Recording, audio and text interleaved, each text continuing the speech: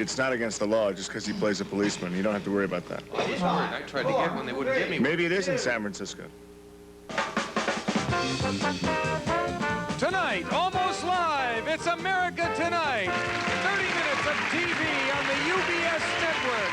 Located on the UBS Broadcasting Mall in El Tacoma, California, the unfinished furniture capital of the world, with Benjamin Church, who left his brains in Washington, Dr. Chester Hutchison and his nurse Frances with the inside story of Jill St. John, and the real Jill St. John, who has a mouthful on this show with the music of Happy Kind and the Mirthmakers, and me, I'm Jerry Hubbard.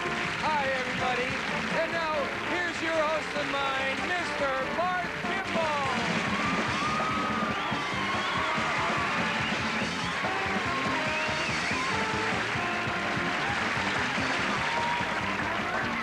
Thank you.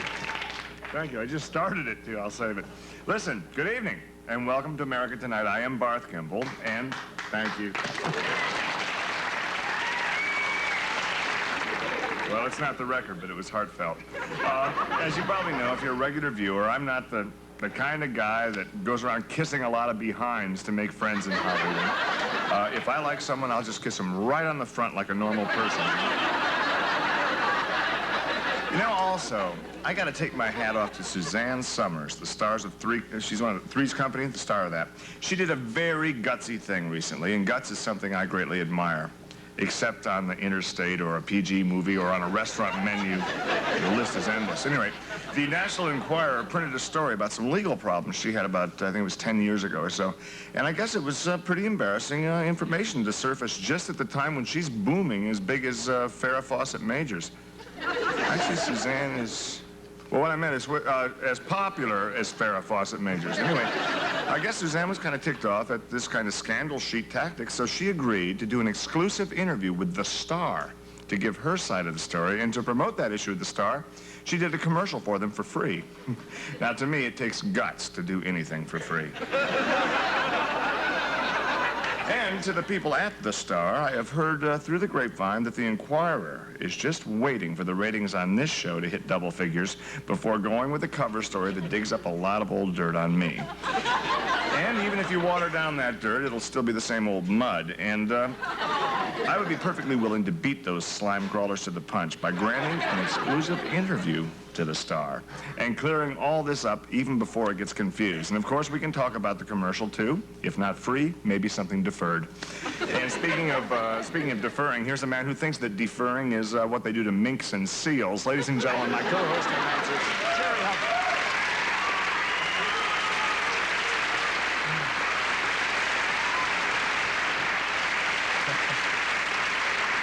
Well, you'd have a lot of dirt to dish with the Enquirer, The Star, would you? I mean, just about that time you spent in jail in Miami, all that degradation and that, you know, the humiliation and the perversions in prison alone are just very...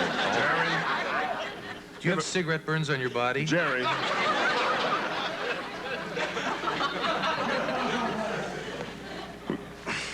We had a very special guest lined up for our show tonight, one of the most gorgeous and talented actresses in Hollywood, Miss Jill St. John. Wonderful. She got here this afternoon to rehearse a dance number, but she's been having some trouble with a wisdom tooth. You don't have that problem, do you, Jill? No, knock wood. I'm lucky. You don't have wisdom teeth, do you? No. I would have almost guessed that. Anyway, she does, and one of them flared up. And so we took her to the nearest dentist here, Mr. Hutchison, and he's just a few doors away here on the UBS Mall. Fortunately, we were able to get our remote camera down there into the dentist's office, so we will still be able to have Miss St. John on the show. That's good news. And I think are we about ready to go to Mr. Hutchison's office now? Oh, dear. Well, Jill, it's great to have you here. I'm glad that you're there instead of here. I mean, that I'm not there, because, boy, I hate dentists. Boy, you know, I was going to be a dentist. Really? Yeah. I didn't, my fingers weren't hairy enough, though. Oh, I see. Well, you still can inflict pain, Jerry, that's for sure. Maybe we can get back to Jill there. Do we have her on the, in the chair? There we go. Jill! Uh-huh. How are you? Uh-huh. That's great news. Listen, I've seen you in so many movies, and I've always wanted to ask you, are those your real teeth they're working on there, Win? Yeah. Oh, that's great. So, any new movies coming out? What can you tell us? Listen, I can't quite make out what she's saying. What she said was that her new movie, The Underground Connection, will be out this September. She's also making a movie for television based on the song Boogie Boogie. Oh, that's great. How do you know what she's saying? Well, after 35 years of talking to people with knuckles in their mouths, you've got to know what you're saying. Wow, 35 years. Now, have you always practiced here in El Tacoma?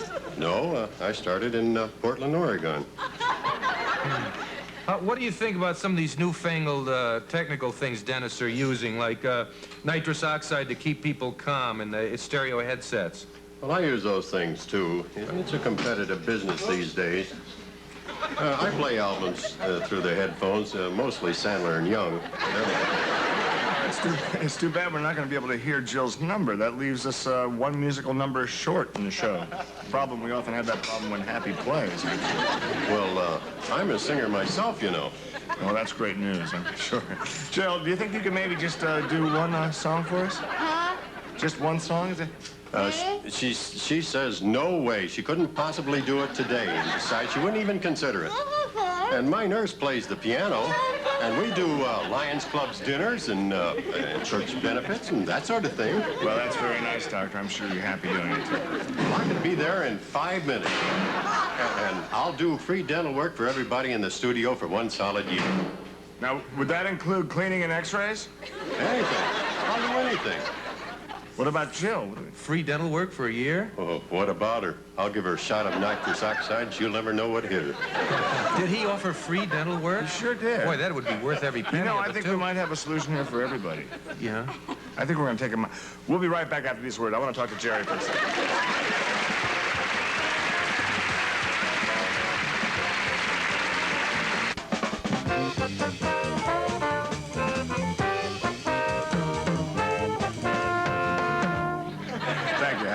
We're waiting for Jill St. John and her dentist. They should be here any minute. So in the meantime, I guess we've all heard reports about the Army and the CIA, servicemen being used as guinea pigs in their drug research for the government. The Army and the CIA claim the experiments are totally controlled and that no harm is done, and there's a lot of discussion about it. Here to discuss these experiments with us is former CIA agent Mr. Benjamin Church.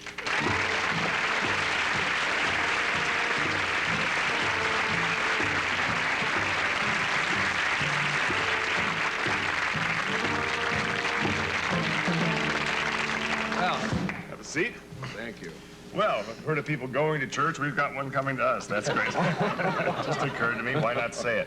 Mr. Church, we've been reading about the CIA's drug research in papers, etc., most notably with LSD and an amnesia drug. Well, I must point out that these experiments were made in the interest of national security. Mm-hmm. You see, the amnesia drug, MK Ultra, was developed in order to erase from the memory of an agent classified materials. I was assigned to that program when I was with the office. Okay, and where was that? New York City. Okay. And you were an agent doing this kind of debriefing stuff in New York? No, I'm at Philadelphia. Okay, Philadelphia. No, it was New York. It was either New York or Washington. Washington? Okay, Washington. It probably was Washington. It was definitely in the east. It could have been Boston. Boston is in the east. Could be. Mm-hmm. Well, anyway, MK Ultra was finally perfected for use on human beings. But before that, during the developmental stages, it was used strictly on animals, I can assure you that. Okay. I bet you used it on elephants, too, because if you could make an elephant forget, it would work on anybody.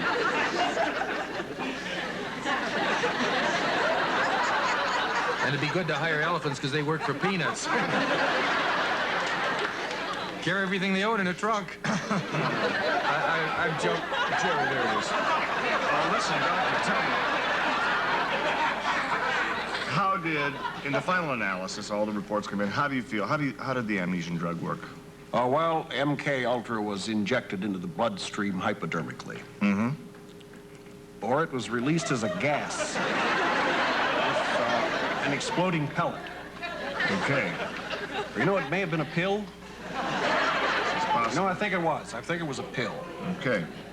Unless it was mixed in food and ingested orally. Well, you had to get it inside a person somehow. No, well, it doesn't matter. I don't want to hear all these dry facts. I'm just enough of a kid to want to hear some of the secret agent stuff that Mr. Church can tell. Some of the stories of the adventures he had as a secret agent before he came in out of the cold, so to speak. Well, I'll tell you, my last case was really a dilly. Now, all we knew was that this unknown operative in Miami wanted to control all of the gold in the world. You see? Mm. He was a fanatic for gold. Yeah, in fact, sure. he had planned to rob Fort Knox.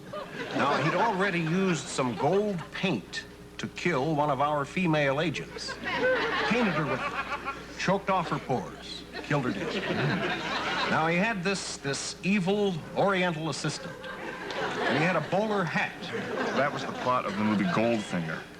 And it was just on television the other night. I guess you probably saw it, and that's what you remember. Oh? Seriously, I wouldn't. What a bummer. Okay, but it's a natural mistake. Listen, why don't you just relax? Maybe you can come back another day when you can feel like about whatever comes to mind, your alleged mind, whatever's left of it. Thank you, Mr. Bernard Church. It's Bernard, right? Mm-hmm. Oh, no, it's, Bart. No, I'm Barth. Bernard? Benjamin. Right, yes, thank you. Did Hollywood ever pay you for the rights to that Goldfinger story? We're still waiting for Jill St. John and her dentist. We expect they'll be here any time now, so stay with us, okay?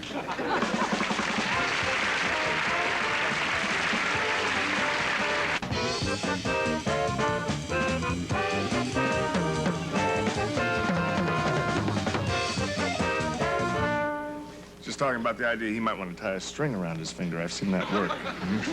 But that'd only complicate things because he'd be reminded that he forgot something, but he wouldn't know what the heck it is that he forgot. Right, he said he was going to do it, though, except he couldn't remember how to tie the thing. It's hard to tie something around your own finger. You'd have to get someone else to tie it around. Well, the thing is, if you're right-handed, you'd use your right hand, but that's the one you look at most. So here it is over here, and you forgot you had it there. So Which finger would you use? well, you'd have to take that ring off, or Where did I get whatever. It's interesting, isn't it? Listen, if you're joining us late, shame on you. But if you are joining us late, Jill St. John was in the dentist's office when we started the show earlier. She had some wisdom tooth problems, but that was only a couple doors away. She's now here in our studio. Please welcome the lovely Jill St. John.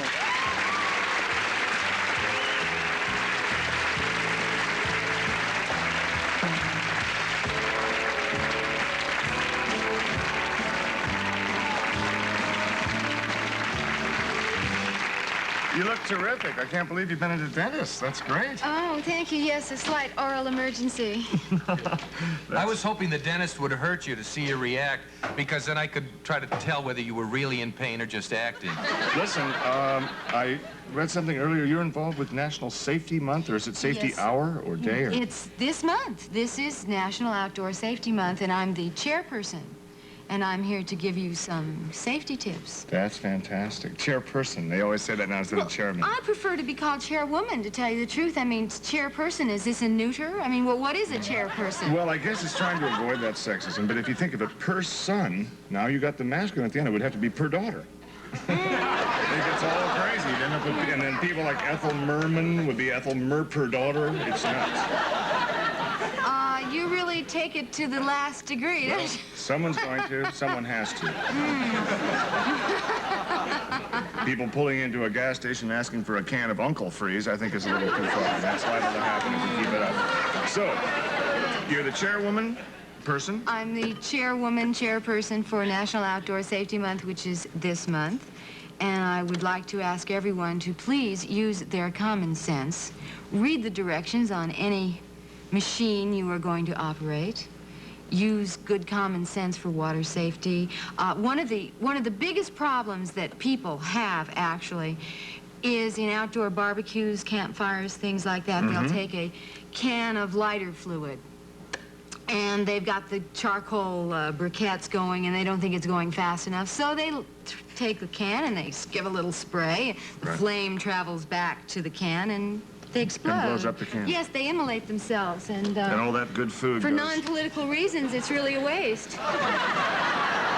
Absolutely. So there is a can top called the Flame Trap Cap, and it's black, and it's sold by many, many lighter manufacturers use this cap, and I'd like to ask people to please use that cap. It will save many lives. Sounds like good advice. Because outdoor safety is important. One way, of course, you can do it is just don't leave the house. And then, of course, you're stuck with indoor safety. But, Accidents start in the home. well, I told that to Jerry, and I told him, in fact, it's true that more accidents occur within a mile of home than anything else. He said, that settles it. We're moving. He's kidding, of course, but I do plan to spend as much time as I can outside now. And the boating accidents, this covers anything that happens outside. Well, for instance, in boating accidents, if a boat were to capsize, most people would immediately try to swim for shore, which is a foolhardy thing to do. A capsized boat will stay afloat for at least as long as it will take help to get to you. Really? The best thing to do is not to leave the boat, but to stay with it. Sure, because you paid for the darn thing. Yeah. You know, I don't think this dentist was quite as good as I might have hoped. Uh-oh. Well, perhaps... Did he throw in the free dental floss? No, the free dental floss? No, but Charged he was you? a little heavy-handed with the nitrous oxide. Oh. That's good. He didn't try to engrave the Lord's Prayer on one of your teeth, did you? I know he used to try that sometime. Oh, was that one of his tricks? Well, you know, he could have done it, and I didn't know. Nope, doesn't look like he tried. Right. I had an uncle, though, who was very, every time he'd check into a hotel, the first thing he'd do, he was afraid the hotel would catch on fire, and he'd always check the fire escapes and the exits. That's a good idea. Yes, but one day he got locked. They locked from the inside, and he was stuck up there, and he had to go down the fire escapes, and he got down about the fourth, and he fell about 4 stories and broke a leg. But he said, better safe than sorry, If there's a fire sometime. There was no fire at this time? No, but when he checked in, the first thing he always do is check to see the fire exits. That's good. And you don't believe those signs that say completely fireproof. No, that's true. Actually, you can't believe half the signs you see these days. I was down at the post office that said no dogs allowed except for seeing eye dogs. Now, who's supposed to read that? It's like, what's the difference between flammable and inflammable? I don't know. I don't either. I think they'll both go right up, huh? Yes. Unless you have one for the black caps. Flame trap caps, That's yes, right. exactly. And they should get big ones for the back of those trucks. What if you're following a little Honda Civic? I could say that. It's a brand name. And, and there's no black cap on the thing, and somebody hits them, some kid, let's say, practicing archery on the hill, hits the oil truck, the hole comes out, and there you are. Okay, listen, I'm sorry you couldn't do your song for us today. Well, I am too, but it hurts to open my mouth too You couldn't sing it just in mono? Just in mono? No, but from what I've heard, while I was having my tooth worked on, you made a deal with my dentist, and he's going to do my arrangement. Well, because I figured the arrangement's probably wonderful. I wouldn't want him to do anyone else's, because you are our guest. So, Sweet. Since your dentist has volunteered to sing your arrangement, and he brought his nurse along with him who plays the piano. Not at the office, I hope. So, Jill, since it is your dentist, it's your song. You want to make the introduction? Well, I'd be very happy to. Thank you. Great. And now, ladies and gentlemen, our singing dentist, Dr. Carlton Hutchinson, doing my arrangement of Higher and Higher.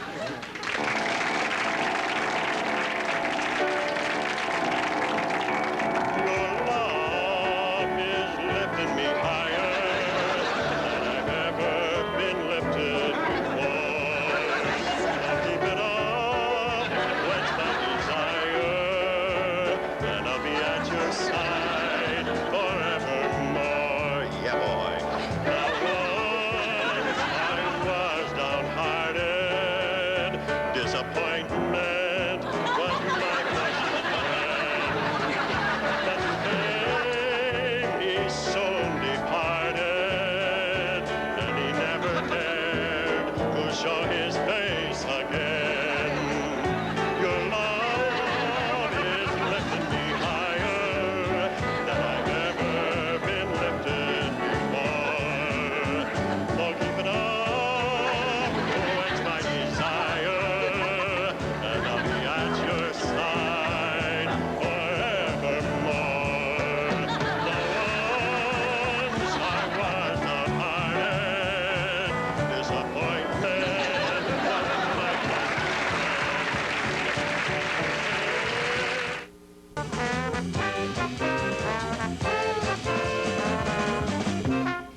you. Little extra trombone note there. We're not going to charge you for that, though, not this time. It's nice of you to show up at all. Listen, that's about it for tonight. I want to thank my wonderful guests. Well, we'll go in the order that they happen. Happy, of course, you were here early today, so we'll say happy, kind, the mirth makers.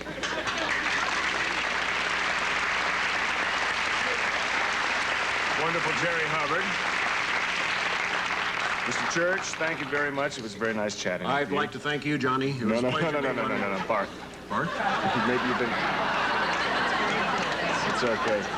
Doctor, and it is Doctor now. Congratulations on that, and wonderful piano playing. That left hand. If you only had that sensitivity in your left hand, it's so lacking in your right, you'd have a chance. Thank you again. And Jill, what can I possibly say? I'm sorry you had the tooth problem. Oh, thank you. I'm sorry I had it too, but Maybe those it's a things lesson happen. to all of us to take care of our teeth, okay? And we This really is think... true. This is true. Here you go. Oh, thank you. A little candy, just what I need. Okay. And thank you again for being here. We'll be back tomorrow night. See you then. Bye. Let's have all